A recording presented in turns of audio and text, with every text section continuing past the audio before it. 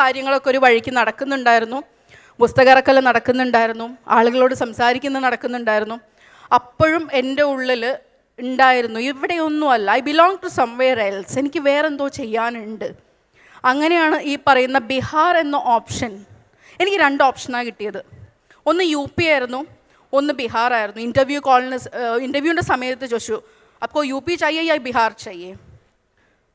ഞാനൊരു സെക്കൻഡ് ആലോചിച്ചു, എങ്ങോട്ടപ്പോൾ പോകണ്ടേ? രണ്ടായാലും പോകണം, അതിൽ സംശയമൊന്നുമില്ല. ഈസ്റ്റ് ഇന്ത്യയിലേക്ക് അല്ലെങ്കിൽ നോർത്ത് ഇന്ത്യയിലേക്ക് പോകണം. അപ്പോൾ എനിക്ക് തോന്നി ശരി, ഏറ്റവും പിന്നോക്കം ബീഹാർ. തീരുമാനിച്ചു, ബീഹാറിലേക്ക് പോയി. Experience of a lifetime. മരിക്കോളം ഞാൻ മറക്കില്ല. നാളെ ഞാൻ രാജിവെച്ചാലും ഞാൻ ആ നാട്ടിൽ കണ്ടിട്ടുള്ള കാര്യങ്ങൾ മറക്കില്ല.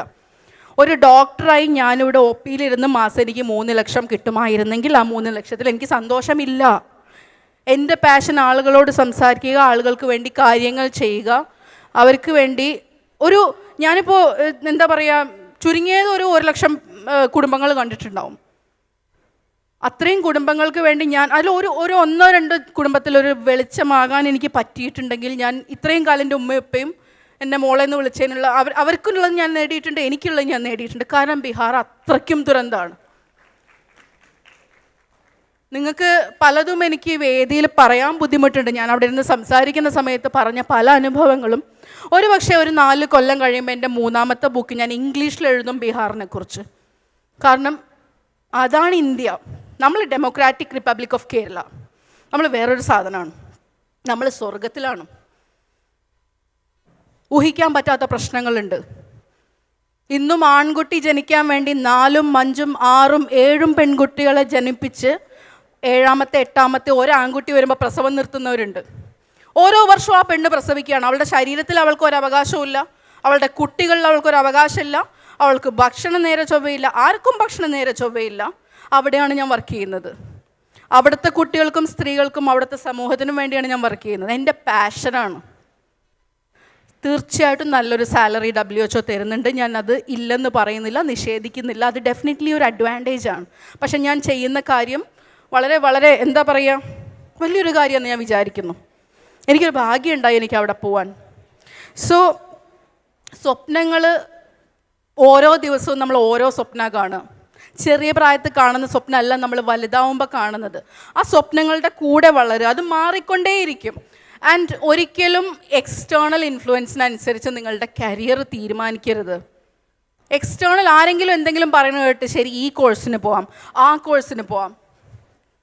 നമ്മൾ തീരുമാനിക്കുന്ന കോഴ്സിന് നമ്മൾ പോവും. പക്ഷേ അതിൽ ഗൈഡൻസ് വേണം നമ്മളുടെ മുതിർന്നവരുടെ, വീട്ടുകാരുടെ, നമ്മളെ സ്നേഹിക്കുന്നു നമുക്ക് ഉറപ്പുള്ളവരുടെ കൺസൾട്ടേഷൻ നമുക്ക് എടുക്കാം. അതിലൊരു തെറ്റുമില്ല. എങ്കിലും ഫൈനൽ ഡിസിഷൻ നമ്മുടെ ആയിരിക്കണം.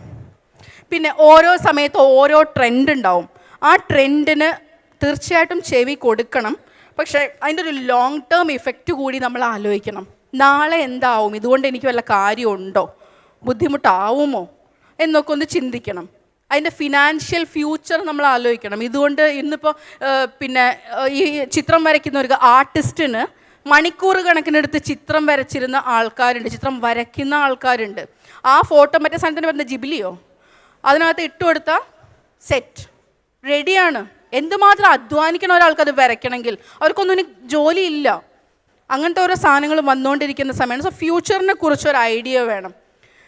ഒരു എന്താ പറയുക, ജീവിതം ലൈഫിൽ മിക്കവാറും നമ്മൾ ഒരു ജോലിയാണ് നമ്മൾ സെറ്റ് ചെയ്യാൻ പോകുന്നത്. അപ്പോൾ എന്ത് ജോലിക്ക് പോകാൻ തീരുമാനിക്കുകയാണെങ്കിലും, നമ്മുടെ പാഷനെ ഫോളോ ചെയ്യാൻ തീരുമാനിക്കുകയാണെങ്കിലും ഒരു ബേസിക് ക്വാളിഫിക്കേഷൻ നമുക്ക് വേണം. എസ്പെഷ്യലി ഞാനിത് പറയുന്നത് പെൺകുട്ടികളോടാണ്.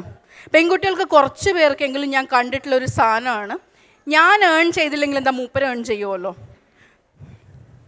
തെറ്റാണ് കേട്ടോ. 10 രൂപ നിങ്ങൾ ഏൺ ചെയ്യുന്നുണ്ടെങ്കിൽ അതിന് സാമ്പത്തിക സ്വാതന്ത്ര്യം, അത് ഏൺ ചെയ്യാൻ അത് സ്പെൻഡ് ചെയ്യാൻ നമ്മളൊരാളോടും ചോദിക്കണ്ട, അത് നമ്മുടെയാണ്. 10 രൂപ ഒരു പെൺകുട്ടി ഏൺ ചെയ്യുന്നുണ്ടെങ്കിൽ ഓളുണ്ടാക്കിയ പൈസ അവിടെ വേണ്ട. ഓളുണ്ടാക്കിയ പൈസ ഓക്ക് വേണമെന്നേ. നമ്മളുണ്ടാക്കിയ പൈസ നമുക്ക് വേണം. അത് നമ്മുടെ ഐഡൻറ്റിറ്റിയാണ്. അതിൻ്റെ സുഖം നിങ്ങൾക്ക് മനസ്സിലാവും നിങ്ങൾ ഉണ്ടാക്കുന്ന സമയത്ത്. അല്ലെങ്കിൽ എന്തിനാ അവിടെ പോയത്, എന്തിനാ അവിടെ നിന്ന് കഴിച്ചത്, എന്തിനാ ഇത് ചെയ്ത്, ഈ ചുരിദാർ എന്തിനു വാങ്ങിച്ചു, മറ്റത് വാങ്ങിച്ചൂടായിരുന്നു. So many things. നിങ്ങളുടെ കുട്ടിക്ക്, എനിക്ക് ഇപ്പോഴും അറിയാം ഒരു ഫാമിലി ആസ് യൂഷ്വൽ ഭർത്താവ് ഇട്ടിട്ട് പോയി, ഒന്നും പഠിച്ചിട്ടില്ല, 10ാം ക്ലാസ്സോ 8ാം ക്ലാസ്സോ എന്തോ ആണ് അവർ. 3 പെൺകുട്ടികളുണ്ട് കയ്യിൽ, ഡിപ്പെൻഡൻ്റ് ആണ്. അങ്ങനെ ഡിപ്പെൻഡൻ്റായി ജീവിക്കുന്ന സ്ത്രീകളുടെ അവസ്ഥ നിങ്ങൾ ചുറ്റുപാടുണ്ടാവില്ലേ? നിങ്ങൾ കണ്ടിട്ടുണ്ടാവില്ലേ അങ്ങനത്തെ ആൾക്കാരെ? അങ്ങനെ ആയി പോവരുത് മക്കളെ. നമ്മളെ കയ്യിൽ പൈസ വേണം. പൈസ ഒരു ബേസിക് ഫിനാൻഷ്യൽ ഫ്രീഡം, ഒരു ബേസിക് സാധനമാണ്. ആണാണെങ്കിലും പെണ്ണാണെങ്കിലും.